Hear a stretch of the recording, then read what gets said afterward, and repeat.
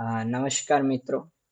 આજે આપણે એક એવા સંગઠન વિશે વાત કરવાના છીએ જે પશ્ચિમી દેશોના પ્રભુત્વને પડકાર આપી રહ્યું છે. વાત છે બ્રિક્સની. બ્રાઝીલ, રશિયા, ભારત, ચીન અને દક્ષિણ આફ્રિકા, આ 5 દેશોનું સંગઠન આજે વિશ્વની 40%થી વધુ વસ્તી અને 25%થી વધુ જીડીપીનું પ્રતિનિધિત્વ કરે છે. આ વિડીયોમાં આપણે જોઈશું કે બ્રિક્સની શરૂઆત કેવી રીતે થઈ અને તેનો અસલી ધ્યેય શું છે. તો આપણે તેની શરૂઆત અને એના ઇતિહાસ તરફ જઈએ તો બ્રિક્સની સફર ખૂબ જ રસપ્રદ છે. 2001માં ગોલ્ડમેન સેક્સના અર્થશાસ્ત્રી જીમ ઓનીલ દ્વારા આ શબ્દ આપવામાં આવ્યો હતો. તેમનું માનવું હતું કે 4 દેશો, ત્યારે દક્ષિણ આફ્રિકા નહોતું, ત્યારે તેને બ્રિક કહેવાતું હતું. બ્રાઝીલ, રશિયા, ઇન્ડિયા અને ચાઇના. તો જે અત્યારે એસ લગાડવામાં આવે છે, જે સાઉથ આફ્રિકાનો, તે એ વખતે નહોતું. તે તો એમનું માનવું હતું, જીમ ઓનીલનું, કે આ 4 દેશો ભવિષ્યમાં દુનિયાની સૌથી મોટી અર્થવ્યવસ્થાઓ બનશે. જેમાં બ્રિક્સની પ્રથમ બેઠક 2006માં ન્યુયોર્કમાં થઈ હતી. જેમાં આ 4 દેશોના વિદેશ મંત્રીઓ ત્યાં મળ્યા હતા. પ્રથમ શિખર સંમેલન જોઈએ તો 2009માં રશિયાના યેકાટેરિનબર્ગમાં સત્તાવાર રીતે પહેલું સંમેલન યોજાયું હતું. શહેરોના નામમાં જો ક્યાંક ભૂલ દેખાય તો મને માફ કરજો. અને 2010માં સાઉથ આફ્રિકાનું જોડાણ જે બ્રિકમાંથી બ્રિક્સનું જે અત્યારનું જે સ્વરૂપ છે તે ફાઇનલ સ્વરૂપ બન્યું એમ કહેવાય.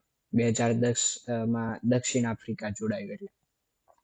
હવે બ્રિક્સના મુખ્ય ધ્યેયો આપણે જોઈએ કે આ દેશો કેમ ભેગા થયા, તેમનું લક્ષ્ય શું હોય કે બધાને ભેગા થવાનું.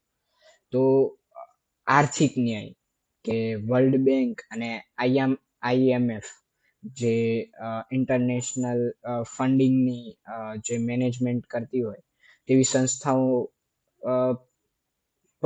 પશ્ચિમી દેશોનું વર્ચસ્વ, સંસ્થાઓમાં પશ્ચિમી દેશો, ખાસ કરીને અમેરિકાનું વર્ચસ્વ ઓછું કરવું અને વિકાસશીલ દેશોને ન્યાય અપાવવો.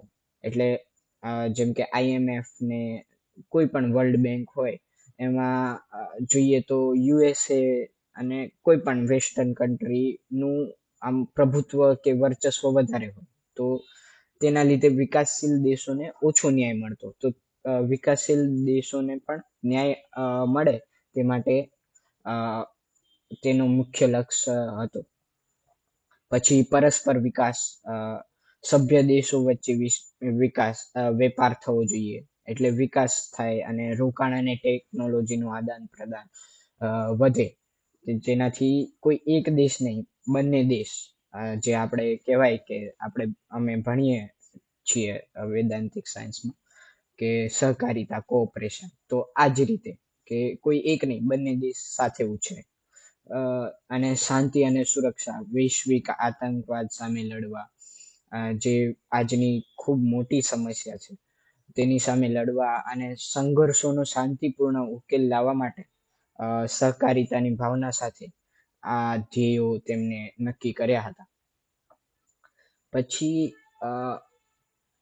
જે કોઓપરેશન ક્યાં જોવા મળે છે બ્રિક્સમાં, તો બ્રિક્સ માત્ર કાગળ પર નથી, તેને ઘણી મોટી સિદ્ધિઓ મેળવેલી છે. એક સંગઠન, જ્યારે આપણે વિચારીએ કે એક સંગઠનથી શું થાય, તો એવી આપણે જોઈએ તો એક કન્ટ્રી હોત, એક દેશ કાર્ય કરતું હોત તો આટલી બધી સિદ્ધિ ના મેળવી હોત. પણ ઘણી કન્ટ્રીનો સંગઠન બન્યું અને એવી સિદ્ધિઓ પ્રાપ્ત થઈ. જેમ કે નવી વિકાસ બેંક એનબીડી 2014માં દેશોએ પોતાની બેંક શરૂ કરી, જેનું મુખ્યાલય શાંઘાઈમાં છે. આ બેંક વિકાસશીલ દેશોને રસ્તા, વીજળી અને પાણી જેવા પ્રોજેક્ટ માટે આર્થિક મદદ કરે છે. પછી ડિજિટલ સરકાર, સાયબર સિક્યુરિટી અને ડિજિટલ ઇકોનોમીમાં આ દેશો એકબીજાની મદદ કરે છે. તો જેમ કહેવાય કે સ્પેસ ટેકનોલોજી, અવકાશ, બ્રિક્સ દેશોએ સેટેલાઇટ ડેટા શેરિંગની પણ સમજૂતી કરી અને બધા દેશો એકબીજાનો જે સેટેલાઇટ ડેટા છે એ શેર કરી શકે એમ, કોઈ છૂપું નહીં એમ.